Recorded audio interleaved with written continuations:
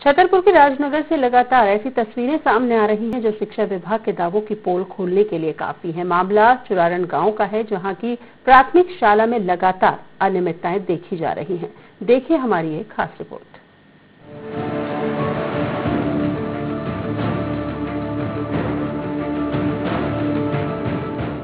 सरकार स्कूली शिक्षा में सुधार के तमाम दावे कर रही है। यहाँ तक कि बच्चों के बैग का बोझ कम करने की भी कवायदें जारी हैं। लेकिन सवाल ये है कि क्या सिर्फ उन कोशिशों से देश का भविष्य सुधरेगा, या कभी जिम्मेदार जमीनी स्तर पर पहुंचकर देखते हैं कि स्कूलों में क्या कुछ समस्याएं हैं। छतरपुर के राजनगर में एक शासकीय स्कूल की जो तस्वीरें सामने आई हैं, वो शिक्षा विभाग पर तमाम सवाल खड़े करती हैं। जी हाँ, चुरारण की शासकीय प्राथमिक शाला में हालात बद से बदतर बने हुए हैं।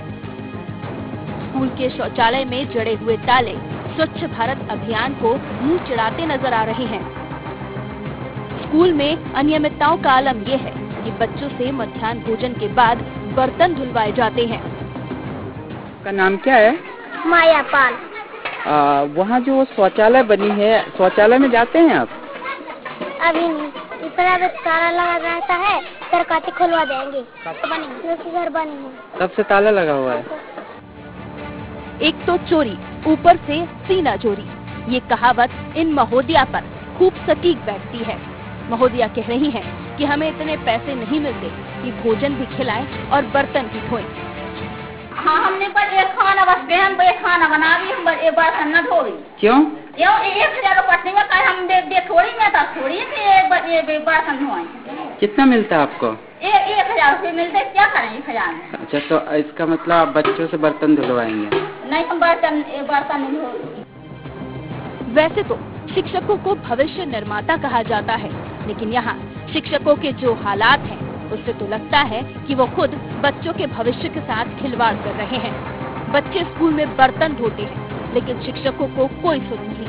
स्कूल में जिन हालातों में बच्चे पढ़ रहे हैं, उससे भी शिक्षकों को कोई सरोकार नहीं। ऐसे में बच्चे कैसे बेहतर शिक्षा ले पाएंगे, ये बड़ा सवाल है। कि शाला में बच्चे थाली धो रहे हैं, क्या कारण है? कारण यही है कि सर जो है रसोईया थाली धोने से मना करते हैं। अच्छा। और वो कहते हैं कि हमको इतना मानदेय नहीं मिलता है, तो सभी बच्चों की थाली।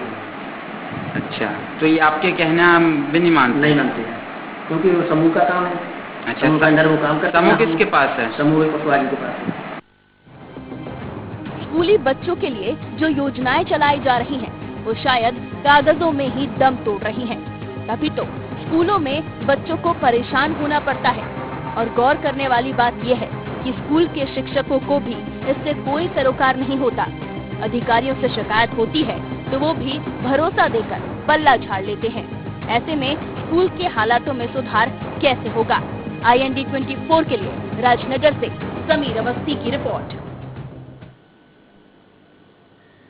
जी हाँ, तो सरकारी स्कूलों में व्यवस्थाएं अभी तक पटरी पर नहीं आई हैं। आलम यह है कि कई स्कूलों में जहां पेयजल जैसी मूलभूत सुविधाओं का अभाव बना हुआ है, तो वहीं कई स्कूलों के शौचालयों व परिसरों में गंदगी का अंबार लगा दिखाई देता है। और अगर बात मध्याह्न भोजन की जाए तो स्व सहायता समूह द्वारा मनमानी यहाँ पर की जा रही है, जहाँ बच्चों को मध्याह्न भोजन देने के बाद उनसे जूठे बर्तन धुलवाए जा रहे हैं। खैर, ज्यादा जानकारी के साथ हमारे संवाददाता समीर अवस्थी फोन लाइन पर मौजूद हैं। समीर, सबसे पहले आपसे जानना चाहेंगे, अगर प्रदेश सरकार की यहाँ पर बात की जाए, निश्चित तौर पर ज्यादा से ज्यादा बच्चों को सरकारी स्कूल तक पहुंचाने के लिए कई तरह के सर्व शिक्षा अभियान जैसे स्कूल चले हम जैसे कई अभियान, कई तरह की योजनाएं चलाई जा रही हैं। लेकिन अगर बात यहाँ पर इसे ग्राम पंचायत की जाए तो क्या यहाँ पर इस प्राथमिक शाला में वो हालात दिखाई देते हैं कि ज्यादा से ज्यादा बच्चे सरकारी स्कूल में यहाँ पर दाखिला लें? बिल्कुल मोनिका, मैं आपको बता दूं, प्रदेश सरकार शिक्षा व्यवस्था को लेकर तमाम दावे करती है, लेकिन ग्रामीण स्तर से देखा जाए तो शिक्षा व्यवस्था की पोल खोलती हुई लगातार राजनगर क्षेत्र में तस्वीरें सामने आ रही है। चुरारण की हम बात करें तो चुरारण में स्वच्छ भारत अभियान का तो कहीं से कहीं तक नजर नहीं आ रहा है। शौचालय में ताला लगा हुआ है, बच्चे जा नहीं पाते, बच्चे बाहर जाते हैं। वहीं मध्याह्न भोजन देखा जाए तो मध्याह्न भोजन में भी बच्चों को खाना खिलाने के बाद बच्चों से ही थाली धुलवाया जाता है। जिम्मेदारों से बात करें तो जिम्मेदार ये कहते हैं कि उन्हें पता ही नहीं है, और शिक्षकों के द्वारा ऊपर उच्च अधिकारियों को भी जानकारी नहीं दी जाती, इसलिए शिक्षकों का भी लापरवाही यहाँ उजागर होती है। समीर, यहाँ पर अगर मध्याह्न भोजन की बात करें, जिस तरह से आपने कहा कि मध्याह्न भोजन के बाद जो है यहाँ पर बच्चों से बर्तन धुलवाए जाते हैं और तस्वीरों में भी साफ दिखाई दे रहा है कि बच्चे किस तरह से मध्याह्न भोजन करने के बाद जो है यहाँ पर बर्तन धोते हुए प्रांगण में दिखाई दे रहे हैं, लेकिन अगर यहाँ पर मध्याह्न भोजन की बात की जाए तो क्या मेनू के हिसाब से उन बच्चों को मध्याह्न भोजन मिल पा रहा है? और अगर यहाँ पर बैठने की व्यवस्था की बात की जाए तो आखिर यहाँ पर क्या कुछ व्यवस्थाएं देखी आपने? बिल्कुल, मेनू के अनुसार तो भोजन नहीं मिलता, बच्चों को भी पेट नहीं भर पाता है। अगर हम बैठने की बात करें तो बैठने के लिए प्रबंधक के पास शाला में जगह ही नहीं है। बच्चे लकड़ियों के ढेर पे बैठकर खाना खा रहे हैं, जिससे कभी कोई भी हादसा हो सकता है उनके साथ। समीर, वर्तमान में कितने बच्चे यहाँ पर पढ़ने के लिए पहुँचते हैं? और अगर बात यहाँ पर शिक्षकों की जाए तो कितने शिक्षक हैं उन बच्चों को पढ़ाने के लिए मौजूद?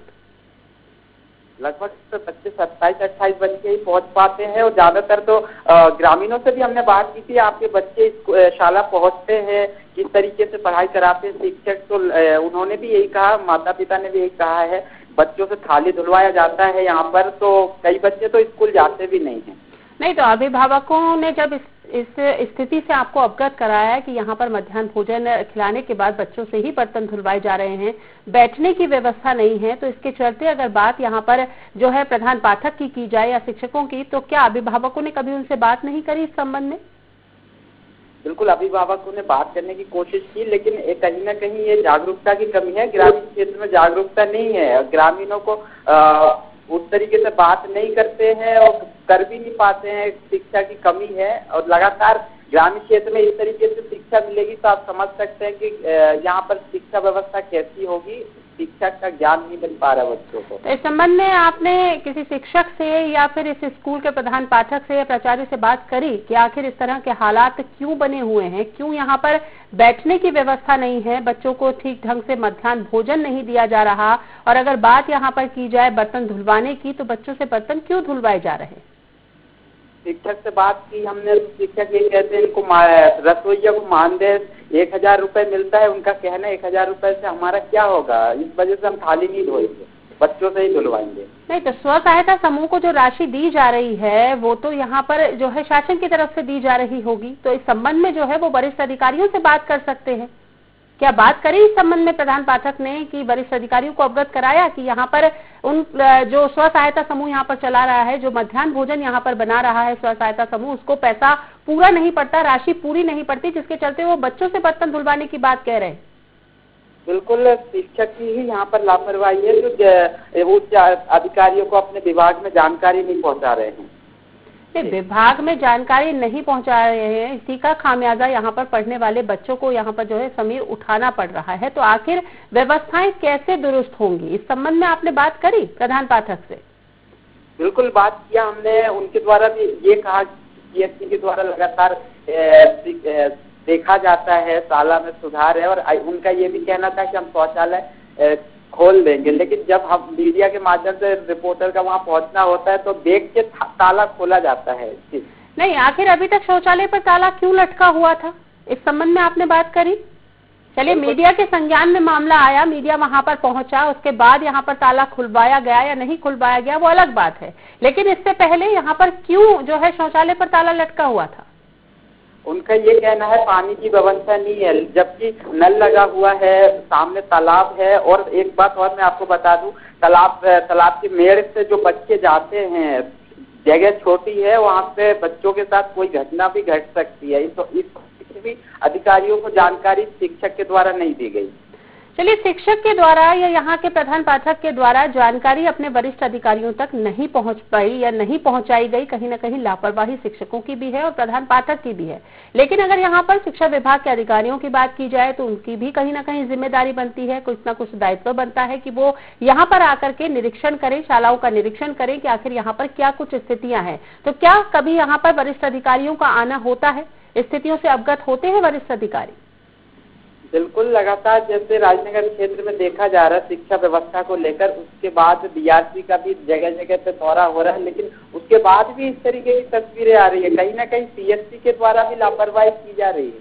जी मैम, चलिए आप हमारे साथ बने रहें समीर, आपसे चर्चा जारी रहेगी। तो आप देख रहे हैं कि किस तरह के हालात यहाँ पर चुरारन ग्राम पंचायत में बने हुए हैं। यहाँ की जो प्राथमिक शाला है वहां पर लगातार बच्चों को मध्याह्न भोजन दिया जा रहा है, वो मीनू के हिसाब से नहीं दिया जा रहा है। और अगर उसके बाद अगर बात की जाए तो मध्याह्न भोजन खाने के बाद जो जूठे बर्तन होते हैं वो भी बच्चों से धुलवाए जा रहे हैं। अंदाजा लगाया जा सकता है कि आखिर किस तरह से देश का भविष्य उज्जवल बन पाएगा। फिलहाल यहाँ पर रुकते हैं एक छोटे से ब्रेक के लिए, ब्रेक के बाद जल्द लौटेंगे।